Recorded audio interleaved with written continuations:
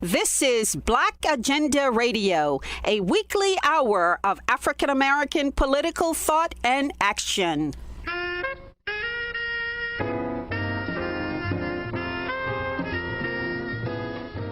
Welcome to the radio magazine that brings you news, commentary, and analysis from a Black left perspective.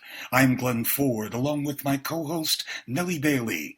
Coming up, the amazingly prolific and groundbreaking Black scholar, Dr. Gerald Horne, talks about untangling the racist distortions of history. A French writer and activist maintains that racism is baked into the culture of the colonial powers of Europe. And we'll learn about the deep connections between Black people's religions on both sides of the Atlantic. But first, Erica Caines is an activist and writer in Ann Arundel County, Maryland. Caines has created a program that brings Black-themed books to children. She hopes to raise a generation of revolutionaries. My program that I run is Liberation Through Reading, and what it is I gift Black children with books that represent them. So they're all Black characters by Black authors. The focus recently was on Harriet Tubman because of the movie, and there was a lot of discussion about equitable and rightful representation of Harriet Tubman through that movie. And the reason I started Liberation Through Reading was under the guise of Malcolm X. You know, one book could change a child's life or change anyone's life, but also what we were looking for movies to give us, we can simply have found in children's books, or things like representation, especially at that time, Black Panther. The movie was a huge film. And then the question that I always asked was, and then you left that film, is there Blackness in your home? Are your children surrounded by that? You know, what conversations of Blackness do you have outside of being represented on film? And I think that is why I thought to make a focus about Harriet Tubman and the variety of children's books that she offered that told a true story or a full story of who she was as a complete person. Well, what did the kids think about the movie Harriet Tubman, and how did they feel after going through the process of your reading and discussion? I have not had too many conversations with children that have seen it. There were some young adults, some teens that have seen it who didn't really have the same view as the adults, or didn't have the same reaction as the adults did. And I feel like that's because the adults have had the opportunity to have a longer knowledge of who she was, because they went through the schooling. Most of the children thought that that was the right story. That is actually how it happened. And I felt it necessary to fill those plot holes with these books. And after, there were some questions about how the Underground Railroad actually ran, and then also what inspired her. And I don't think there was a lot of fixation on her religion and God. And I think Moses, one of the children's books, really makes that a point. So that was like a more well-rounded point of view that they didn't leave with from the movie. In the piece that you wrote for the Black Agenda Report Book Forum, you said that it saddened you to see the warped and shallow conversations that are going on in the Black community about representation. You say that there's a fixation on seeing ourselves without truly knowing or understanding ourselves. Yes. Coincidentally, I just posted a panel that Kwame Ture was on, and he spoke to that. I think it was like 1992, this panel was, and it had Elaine Brown on it and a few others. And what he said was, at this time, there's more Black faces and white spaces, and yet we don't have the power because, we've been tricked with visibility. And I kind of feel like that speaks to our moment right now. Surely we're seeing more and more of us in places that we did not imagine we would see us, but we don't have that understanding of who we are or how we got to that point. He even speaks to that. For every bit that we've had, it's all been reform. It's never been even revolution, and we've had to shed blood. So to just deny that or to ignore that or to think that you've overcome that or moved so far away from that is just, he called it an act of betrayal, more or less. And I feel like that is where we are kind of doing things for the culture, but not preserving the culture, not understanding how we derived to culture, what culture means, how culture is an emphasis in most liberation movements. And so when we talk about representation, we leave these things out. We're just so happy to see ourselves where we have never imagined we would see ourselves. And I always talk about Black Panther for that reason, when people are like, this is the first all-Black film. And I'm like, has no one ever seen Claudine? But just this one in particular struck people in such a way. I think that we think that we've arrived, and we haven't. And I think that we think that because we have such a misunderstanding, or maybe not an understanding at all, or a lack of knowledge of our own histories. Yes, nowadays people take films as a kind of point of departure, like Black Panther, which made millions and millions of dollars, but had a CIA agent as a hero. Right. And the anti-hero was a caricature of a Black militant. Right. And then you have to think about, when our children absorb that kind of messaging, what does that mean? But also when I do these events where I gift these books, because all of these books are free, and there are a variety of books. In the 2 years that I've done these events, I've gifted, I don't like to say giveaway, I've gifted over 1,500 books of children, like picture books of Black people, children who have not started to read, all the way to freshman year of college, Toni Morrison's Love. Like, we have that variety of books that we offer for children to come and take again. And I talk to the children about that, but I also make it a point to corner the adults and have these conversations about representation and what does that mean when we just look outside where the event is, because I hold these events in these neighborhoods. So when we look right outside, does that transfer? And where do you get these books, and what neighborhoods are you talking about? The way my program works is I actually do like a call out. People would reach out to me and ask if I would like to join or come out to their events and partner, and I would make a call out to folks. I have a list on Amazon. I know I'm trying to work my way away from that, but that is actually the most accessible platform for me to be able to get this amount of books to children who have never seen themselves in this way. So when I do that call out, people are able to pick and choose. There's no book over, the most expensive book I think is $20, but the books on average are $3.99. And it's maybe a list of 100 different books, and people are allowed to pick and choose whatever book they would like to basically donate to a child. And then once I collect, I try to get at least 200 so that I get a good variety of enough books that if I have a large crowd or a small crowd, there's still enough of a variety that children can choose from. Once I get that, then we set up shop and people come and they look through. So far, I've done it in my area of Ann Arundel County, Maryland. I've done 2 events in Baltimore. I've been in Philadelphia. I've been in Brooklyn, New York. So, yeah. Sounds like a formula that's transferable to almost any place in the country. Yes. And then I also, people do, write out, because I'm not able to get everywhere, but I do encourage people to, start this in their own areas, because it was really an idea that sparked from a failed plan of a few of us to start a Malcolm X Day. Under that same Martin Luther King Day was as a day of action, a day of service. We wanted Malcolm X Day to be a dedicated day of literacy where we focus on that and that. But that was pre-Ferguson, and we didn't get enough signatures. But each of us who were committed to that day still found certain ways to kind of hold true to what we intended to do with that day. And Liberation Through Reading was just my extension of that effort.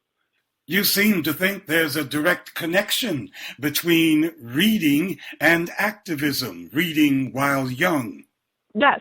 I think that any exposure to literacy exposes you to different worlds, different ways of thinking, seeing life outside of how we are essentially meant to see it. I think that reading opens your mind. I think reading makes children better writers, better communicators.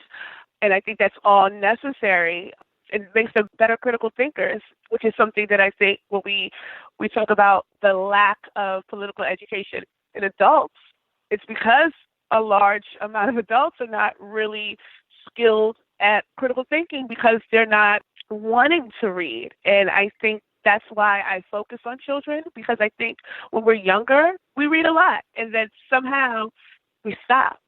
So I want to continue to encourage that and always encourage the reading, because we have a variety of books from sci-fi to nonfiction. There's Richard Wright.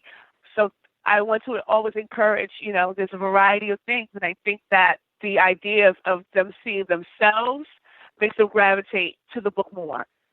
So I use representation as a tool and not as a marker, like we've arrived, but more so as this is how we can get to where we need to get to. In many schools in Black communities, kids don't get music training or training in the arts, and they're relentlessly tested on their knowledge of what's going to be in the next test. But that kind of regimen doesn't encourage creativity, and it doesn't encourage critical thought. And maybe that's the point. Yeah, I do agree. I think it is a colonial education. I think it is purposeful. It's interesting, though, to be in Black neighborhoods and have parents say that these are not books that's offered in their local libraries or at the children's school. So we're not even seeing our children are in school the predominant time of their weeks, and they're not seeing themselves. And then they come home and there's not even like a library for them to be able to see themselves. And I want to encourage that. A lot of that is I have my own Black child, and I knew how hard it was for me to find books searching that, not just the little boy Michael Jordan basketball books, but just a variety of books that are him, of little boys that look like him, written by people that look like us, which is the other struggle, because a lot of these books are not written by people that look like us. So, just searching for that and making something that's meaningful and impactful. I think that that's the difference. I don't think that schools are that invested. Now, Erica Caines, I know your politics. We print your articles in Black Agenda Report. So I'm going to ask you, do you want to help Black children grow up to be revolutionaries? Yes. My actual goal really is something more on the lines of a liberation school, because I believe in those things. I believe in our ability to educate our own children. When I was teaching, I'm not teaching at the moment, but when I was teaching, I snuck in as much as I could in the curriculum. I encouraged this. I played Mariam Kaba and let the children dance, and, I let them hear the chants and different sounds of Blackness and let them experience that in the classroom, because I feel that is necessary. I feel like those connections are necessary for internationalism, starting that as a home base for internationalism, understanding how we're connected in our own liberation struggles, but not just in our own liberation struggles, but on a global. So my intent is, I'm raising my own in that way. I should hope he follows in my footsteps. And from your experience, how do you think most Black parents feel about the prospect of their kids growing up to be activists, to speak truth to power and confront the status quo? Well, my own parent is a little uncomfortable with it because, the idea of the danger behind it, because, I guess we were made to fear that, be more fearful of what would happen when you speak up than not.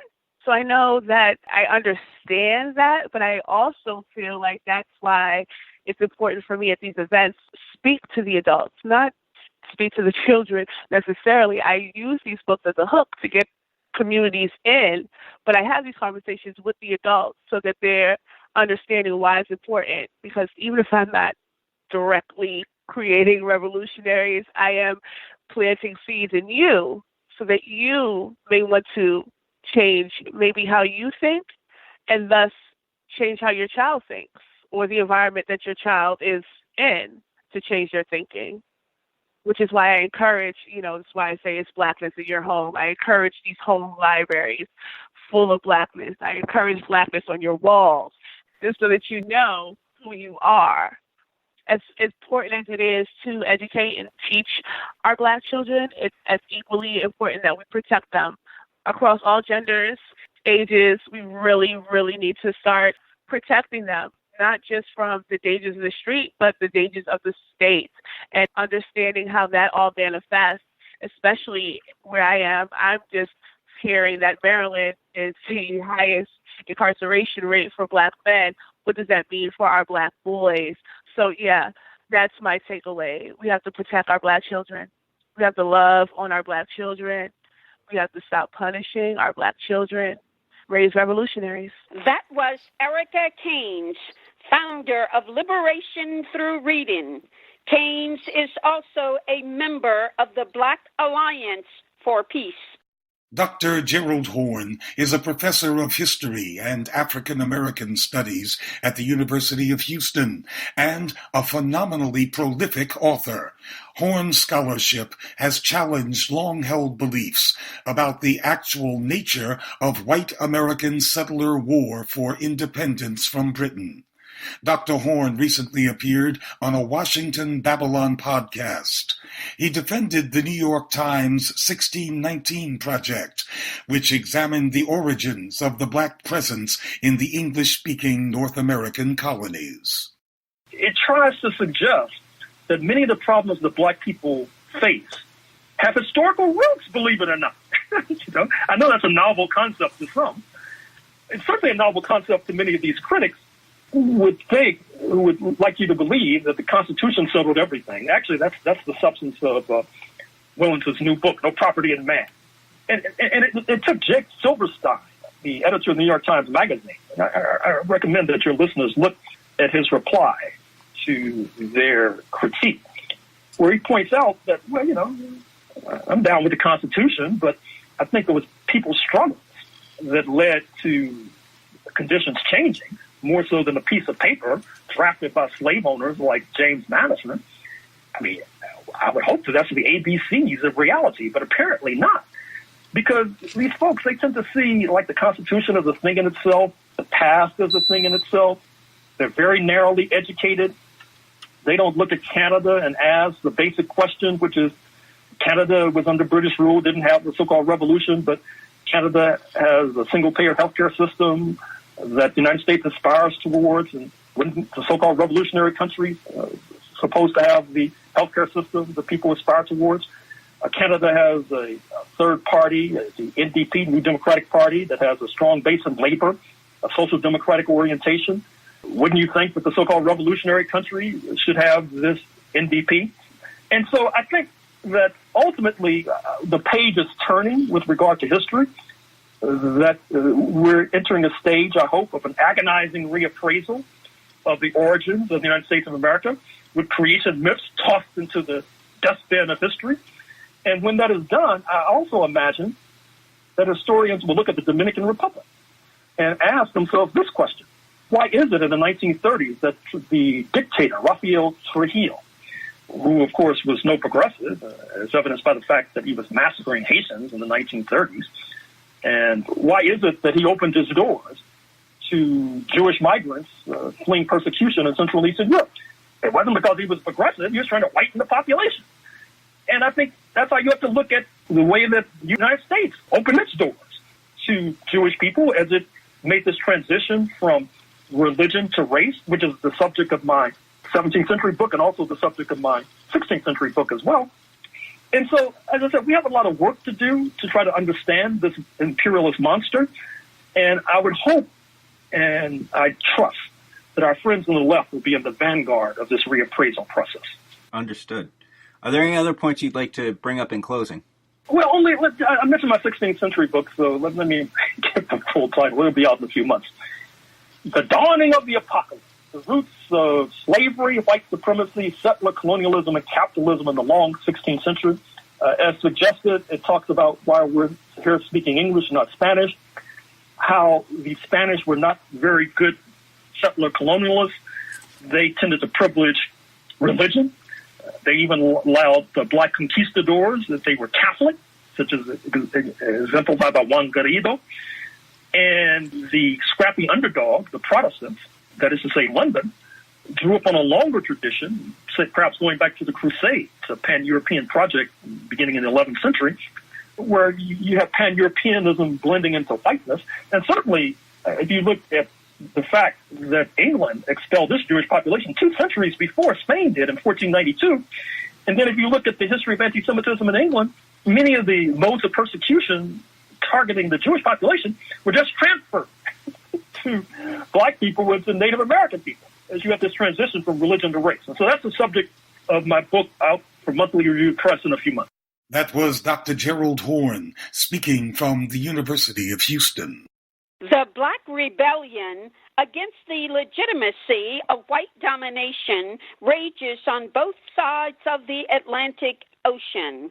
Rokhaya Diallo is a French journalist, writer, and filmmaker, and a host of Black Entertainment Television France. Diallo says white supremacy is baked into the culture of France and all the colonial powers of Europe. Unfortunately, the French never experienced a civil rights movement on their own soil. In France, we have a very different history from the U.S. because most of the struggles for emancipation took place in the overseas territories, in the colonies. So in the French mainland, people are not really used to see minorities mobilizing to tackle the way they are treated. So there have been some movements over the years, especially in the 80s in France, from people mostly from North Africa, but it has been forgotten. The legacy is not really here. So now today, people are understanding that something is going on and that we should at least start a conversation about race in France. People from the majority feel stigmatized and oppressed. So whenever you just voice the word white, it's seen as being very offensive towards white people. Yes, you say that French white people claim that they don't see color, much like some of our comedians here in the United States, only they're trying to be funny. Yes, they're very serious about it. I remember there was a former soccer player, Lilian Thuram. He just said that white culture in Europe is dominated by racism because it has shaped the last centuries in Europe, based especially the fact that Europe was at the origin of the slave trade, and saying that it was something very tied to the European and the white culture, he was instantly labeled anti-white. And it was like a major controversy, saying, oh, you cannot globalize, you cannot just put one word to label white people, white culture. And it was very shocking because he was just trying to speak about privilege, but it was seen as something that was diminishing the humanity of white people. And it's something that was not understood. It was really misunderstood, and it was attacked a lot in a way, at a level that was incredible. Yes, French people think that because they are identified with those words liberty, fraternity, and solidarity, that somehow colonialism does not blight their history. Yes, actually, because it was far away from the mainland. The difference that we have with the U.S. is that, all the oppression of black people is part of the identity of the country because there were black people before the U.S. exists, and there have always been black people, native people on the U.S. soil. The difference is that France perpetuated racism overseas. So it was in Africa, it was in the Caribbean, in the Indian Ocean. So most of the people don't really have in mind those events. They have them, but it's like, oh, it was far away. We didn't do anything. It's the people who were in the colonies who did things, but it's not really of our concern. And that's what is very difficult to say, that it was a whole. It's like things were decided from France and they were spread all around in the world. And the other thing is that we don't really have in our TV, film, or literary production much traces of that history. Like you don't have a very big film about colonialism, about French slavery. So that's not something that is printed onto French minds. So the French, that is the white French, have not had this national conversation about race. No, we've never had it. And, it's very new to have that in the mainstream space. There have been some conversations. Like in the 80s, there was a major march against racism. And out of that march, the government created an anti-racist organization. But it was created by the government. So as soon as the government created it, there was no more conversation about institutional racism, because why would the government, criticize itself? And the racism was approached in a very moral way. So it was a matter of bad or good, but it was not a matter of politics, history, institutional or systemic racism. And that conversation about racism not being an individual act is not happening in France. It's still seen as something bad happening out of bad people. However, one of the major parties of France, the National Rally Party of Marie Le Pen, does talk about race all the time in very negative terms. Yes, it's a party that have been successful, more and more successful over the year. And the thing is that they're doing very good is that they don't speak about race explicitly. They speak about Islam. And they say maybe Islam is not really, cannot fit into our culture because it's different. And they won't say Arabs. They won't say black people. They would say Muslims. And saying that, they would say, no, it's our freedom of speech. We have the right to criticize any religion. And it's a very subtle way of speaking about race without seeming to speak about race. You see? And yet people associated with that party are now using the term the Great Replacement that alleges white people are at the verge of being driven to extinction. Yes, it's a theory that was authored by Renaud Camus, and he published a book about that, and he's convinced that people are coming from Africa, like especially Muslim people, so from northern or sub-Saharan Africa, to colonize Europe and to make white people disappear.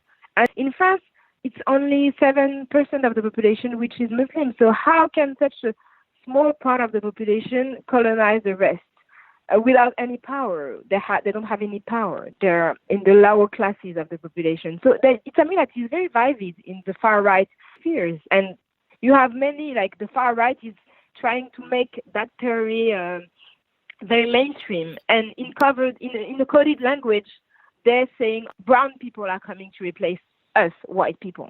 Now, in France, it is a crime to incite racial hatred, which is not a crime in the United States.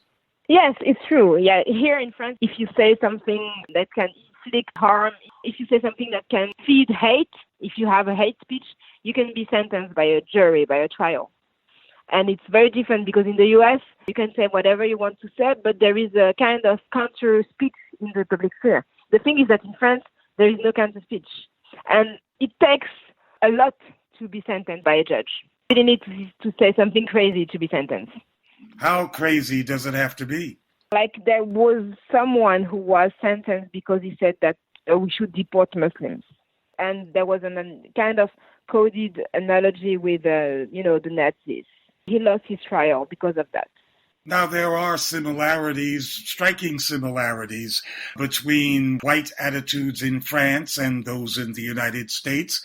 Surveys have shown that a majority of white Americans also think that they are the most discriminated against group. It's incredible. It's the same.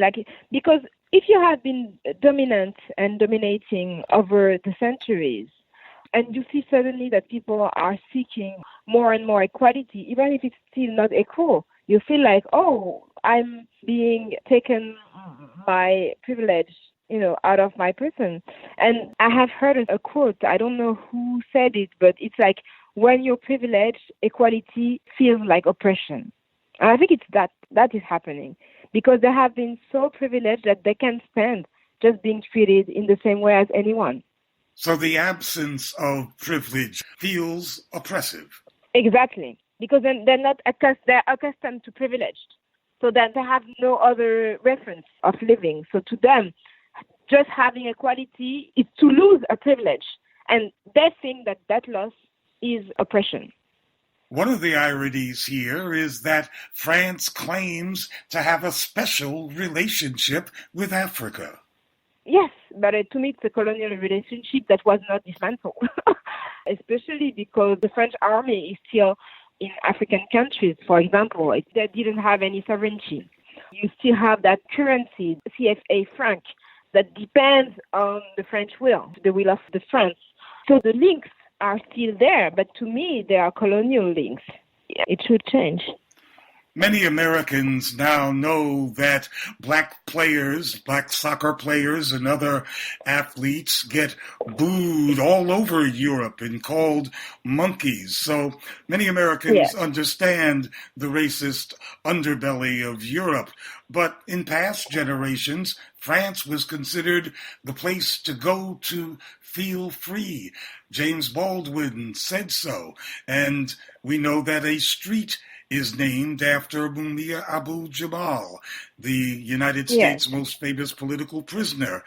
So how do those two Frances coincide? The thing is that there has always been a double standard. At the time, James Baldwin, Josephine Baker, Chester Himes, or Richard Wright were in France. At the very same time, you had black Africans who were discriminated against. France loves black people as long as they have no connection to its history.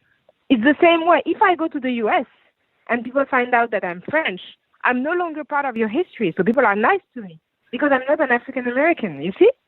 They're nice to me because I have a French accent and I don't have any past agreement to settle with the country. And it was the same. And it's still the same. If a black American comes to Paris today, he will be treated as any other American.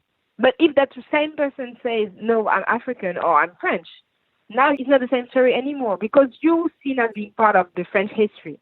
And it's the double standards that people should see because James Baldwin, for example, he wrote a lot about Algerians, the way they were treated when he was in France. And he understood that there was something bad that was going on. He wrote about Algerians. You write about the fragility of white folks or white culture or white identity in France. Yes, because it's an identity that is never spoke about. Like, you never hear anything about whiteness.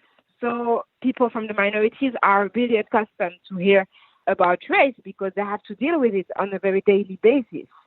But white people, they're not seen as a race. So whenever you say something about whiteness, you're seen as being oppressive to white people. And that's what we call fragility because the level of acceptance of minorities for conversations about race is way higher than the one of white people because they're not used to that. They're not seen as a race. They're just the norm. So when you think you're the norm, it's very difficult for you to handle the fact that someone would tell you you're also a race. Yes, if white folks are the universal human being, then everybody else is something else. Exactly. They are the norm, they are the universal, and the reference, and all the other groups are named on the basis of whiteness being the implicit norm. Now, you spoke of there being a kind of non-white movement in France in the 80s, but what's going on today? Today, there is a big conversation about police brutality because many people, Arabs or blacks, are exposed to police brutality. And it's not as many as in the US because the country doesn't have the same level of gun violence, but still. And most of the people who die in the hands of the police are Arabs or blacks. So there is a conversation about that, and it's something that is going on. And today, there is also a kind of obsession about Muslim women, especially the women who wear a headscarf. And the thing is that most of people want them to remove it, because there is this idea that if you want to be French, you need to assimilate, and to look French meaning to look white. Those are the most burning conversation that we're having today in regards to race.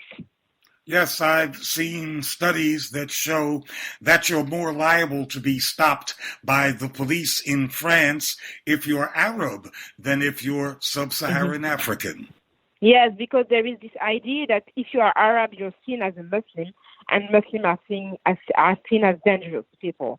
So yes, there is a very, very bad stigma on Arab people, on people who look Arab, because there is also, the argument with the colonial war, because Algeria used to be a French colony and they have to fight during 8 years war to be able to be independent. And that's a very major national trauma in France. People are still angry because of the loss of Algeria, because there were many French who used to live there. So that's something that's very present in the French collective imagination. And how much collaboration or solidarity is there between non-whites in France in common struggle against racism? There is a sense of belonging because we grew up together. We grew up I've grown up with people from Asia, from North Africa. And I started a podcast with a friend of mine whose parents are originally from Cambodia and China. So we speak about race, together. But at the same time, there are also some tensions between the groups, especially because there is in North Africa, in Arab Africa, there is a history of anti-blackness. So it's something that you can find here in the French minority. There are some tensions and some racism, some race issues that we need to address. So it's ambivalent. It's like we stand together, but at the same time, we need to deal with our own issues, the issues that are within the minority communities.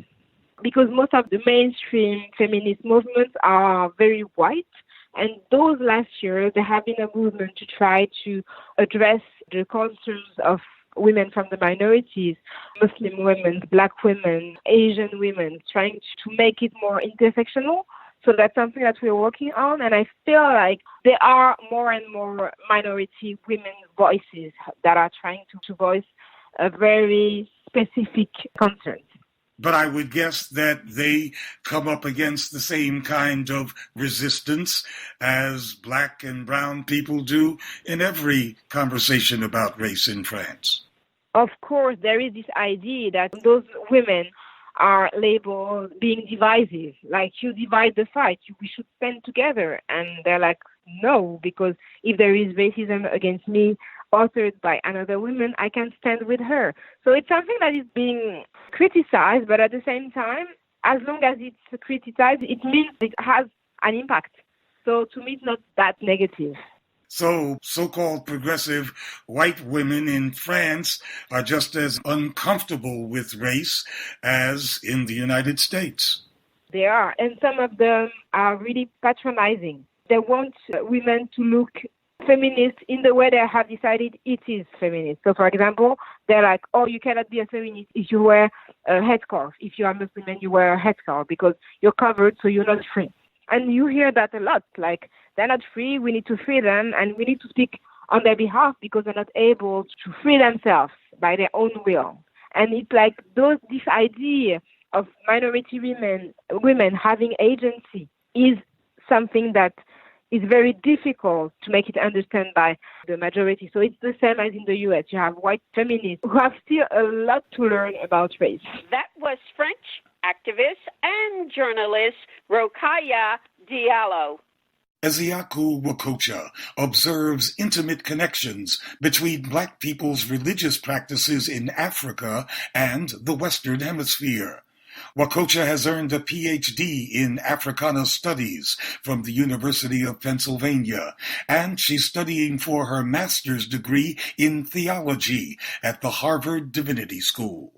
When we're studying Black Atlantic religions, some people say Black Atlantic or African diasporic religions, it is important that we understand that when people are talking about religious and material culture, like, again, when we're thinking about what's the items, the sacred items, the things that are helping us practice these religious beliefs, it's important to know that these ideas about knowledge production have always been used in African diasporic religions. So what I mean by that, I'm trying to address how these religious rituals have affected the interactive learning environment in these African diasporic religious practices. And so much so that it's important that we need to focus on how these social connections affect these behaviors, feelings, and beliefs of people who practice the religion. Well, what does that mean in terms of everyday life and the anxieties and aspirations that people have here in Black America? Yeah, so basically that means that the people's lived experiences and people's lived practices, these religious traditions are part of their everyday ethos. So what do I mean by that?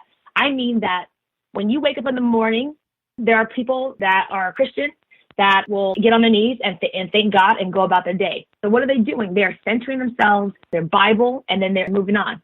Well, in African diasporic religious traditions, they might light a candle to their altar, on their altar, and then continue to do that and continue to move on through the day. Or they might wear a particular outfit or dress that connects with the divine. So for my work, I study Haitian religion, so it's Haitian Vodou. I follow this one woman whose name is Mambo Mode, who practices in both Jacmel, Haiti and in Mambo, Boston, Massachusetts. So what is interesting about her is that the use of dress is important in her way of connecting with the divine and her community. So what she does is that she creates these spiritual dresses that she uses in ceremony, and then sometimes also she also wears this to go to church, to Catholic church, or like when she uses to go to work. So again, these religious dresses that can be used inside these ceremonial and religious practices can be used outside.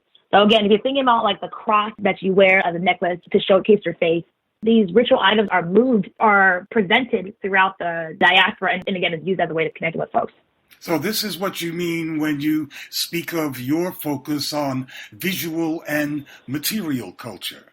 Yes, it's what you see and it's how you feel and it's what you touch. It's really going down to like the senses. And again, when I talked about Sally Frommy's use of sensational religion, which I really enjoy her book, and talk about sensory cultures and material practice, you're thinking about the idea about the senses, what you touch, what you smell, what you taste, how you see, and the sounds that you hear. So again, I go back to the Christian text or Christian ethos. Like if you go think about Black Christians, sometimes they'll play gospel music, and that helps them align themselves throughout the day. I've seen people play gospel music while they're working. Well, when you're playing gospel music, the sound of faith affects how you're even concentrating on your work. So again, when we're thinking about these works that being in everyday, we're looking at how these tools and rituals are affecting people's everyday lives. Yes, many of us see that clearly in what some of us think of as exotic and even flamboyant religions and religious practices, such as Vodun in Haiti or Santeria. But you see aspects of that same thing in Black Baptists. Oh, yeah. It's so interesting when you use the word exotic. And that's still the work that I try to do in my class as I teach religions in the African diaspora. And I teach a class this semester on spirit possession in Caribbean religious tradition. These Vodou, Santeria, Candomblé, parts of Haiti, Cuba, and in Brazil, these religions are seen as stigmatized religious traditions, and we don't necessarily put them at the same canon or conversation with Christianity, Buddhism, and Judaism. And it's not only is it not fair, but when we do this, it's definitely racialized, it's stigmatized, and we see these African diasporic religious traditions as other.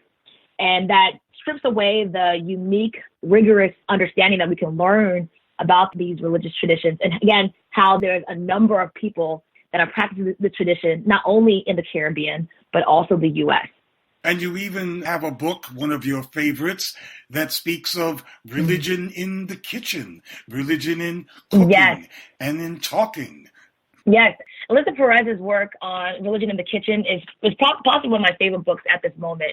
What I really like about this book, so whereas I work on fashion and how that affects ceremonies, she really takes her time to think about the preparation of cooking and how when you're cooking for the divine, you're not making just food just for any ways. There's ways that you have to cut the chicken.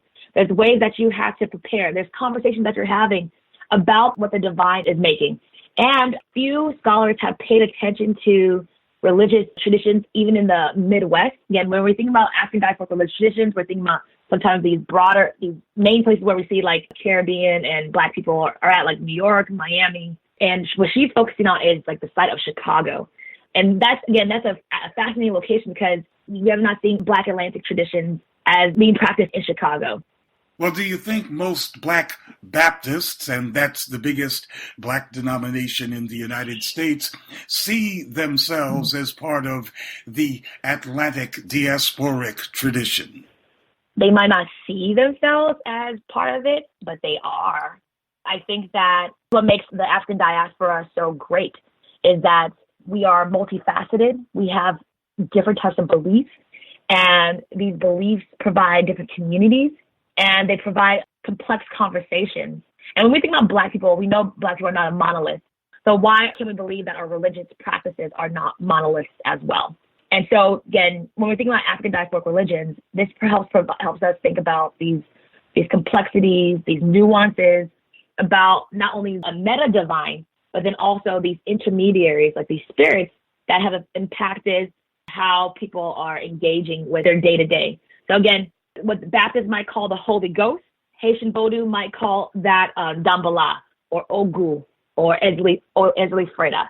So again, people have different ways of connecting and talking about the divine. And again, when we're thinking about the visual material culture, there are different tools and strategies but that help them connect with the divine as well. And clearly you think this Atlantic diasporic culture, religions are liberatory.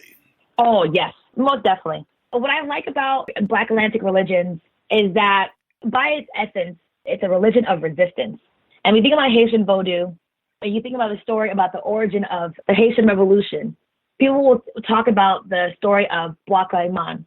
And this is where, right before the Haitian Revolution began, there was a number of, at that time, enslaved Haitians, I think it was August 14th, 1791, where enslaved Haitians came and gathered into the woods, and they swore an oath that they were no longer being enslaved and they will no longer be under the French, and they were fighting against the French. Well, not only did they make this pact, they also called on the divine, and that was Ogu, which is the god of war, Ezli Danto, which is the goddess and protectress of women and lesbians, and she's a warrior goddess, a mother goddess warrior. And so they called on the spirit to help them, aid them into the revolution. So by its ethos, the divine is part of how people imagine themselves as free. So whereas like the civil rights movement, people were calling on the notion of using Christianity, in Black Atlantic traditions, especially in Haitian Vodou, this is the same thing. So Black people in all forms of self have used religion to help and think through liberatory practices, and albeit it be political or by religion itself. In a sense, you also minister, in a way, to a different kind of congregation. You're a spare time hip-hop and pop cycle instructor. Yes, I am. I take pride in making sure I have a self-care. I practice self-care. I love the idea of self-care as not just the idea that is relegated on just yourself, but also it's a part of the collective. This is something that I had a conversation with Angela Davis about the idea that self-care is not just about this neoliberal space where you're just thinking about yourself as an individual, but it's a collective self-care. So I work at this studio, this Black-owned studio. The owner's name is Deborah Williams. And what is great about her space is that not only is she Black-owned, her clients that usually come to her space are majority Black women, even though obviously everyone is welcome, but it's majority Black women that come to her studio. And these are women that come in all shapes, all sizes, all types of fitness levels. And what I do, I teach a spin class where I play like hip hop and reggae and Afro beats and dance hall music. And what I enjoy about that is that I am my own wildest dreams. When I was taking spin classes before, I used to hear a lot of techno music and country music. And I was like, oh my God, this is crazy. And so I wanted to make sure that the music that I was moving to reflected the types of sounds that I hear on a daily basis. And I noticed that my class has been getting very popular because people are working out to songs that they listen to at home. And then there's a moment where I take the time in that class where I have this reflexive moment. And I usually play like Solange, Cranes in the Sky. Or I've also played the Black Panther, Kendrick Lamar, All the Stars. Just to take the time to just think about the work that they did throughout the week, to center themselves, and then to be excited about the fact that the hardest thing about working out is just making sure they got up and went to the place. So this act of self-care is for Black women who have a lot of stress and anxiety and low birth weight, because of horrible medical practices that don't value and understand Black women having pain. This is the time where we say, like, we are going to be focused on ourselves. We're not worrying about children. We're not worrying about work. We're not worrying about our brothers and sisters or anyone else. It is ourselves. I really enjoy teaching this class, and I really enjoy the fact that I can be a part of this movement of seeing Black women being active. That's very interesting. You speaking of your interaction with Angela Davis, who was, of course, a renowned Marxist. Do you have a reading list for students and community folks who don't practice or even believe in any religion? Whether people believe or don't believe, I think it's important that we understand how religion works and it operates. It's a part of like some of the conversations that people have on the day-to-day. And it's also around when we're walking. So, for example, even in Haiti, there are the symbols that are used for the deities, like a heart. So some people can see it as a heart, as they're like, oh, that's for love. And if you talk to a person that practices religion, they're like, oh, no, that's for Edwy Freda. So I want to make sure I put that out there, that although people don't believe or they don't practice religious tradition, it's important that we know that it's always around us so we can at least understand. And then I'm also thinking about how learning about religion and belief is just also just fun. So I'm not going to give a book that's like another scholarly book. I'm going to provide a book that when I was going through my own process of just, struggling and figuring things out and also writing my dissertation, I was reading Nnedi Okorafor's Akata Witch series. It deals with this Igbo girl who was born in the U.S.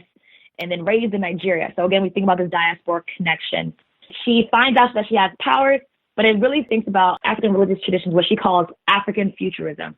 So it's no longer Afrofuturism, but African futurism. And again, what I like about that is that she talks about how sometimes there are people that pay attention to this religion and there are people that don't, but it surrounds us all. But what I enjoy about it is that people are struggling.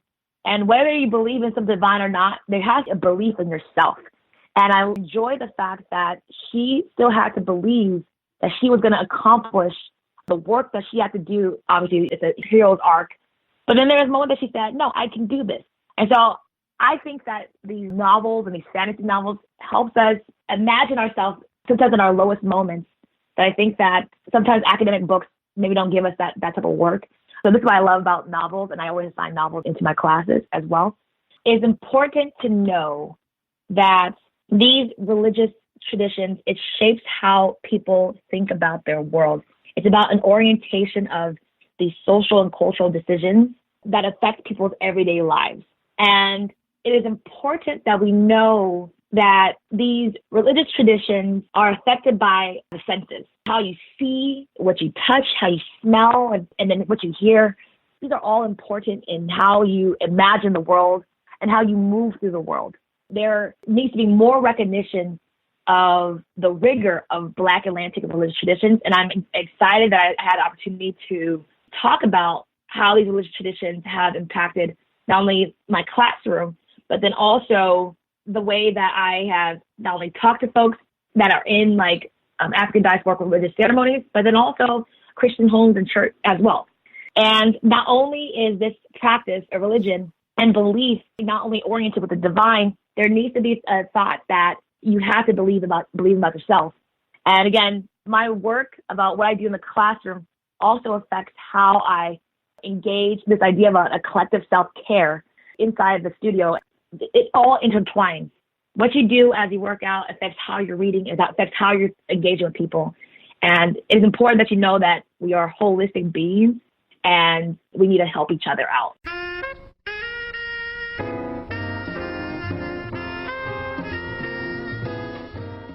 You've been listening to the Black Agenda Report on the Progressive Radio Network.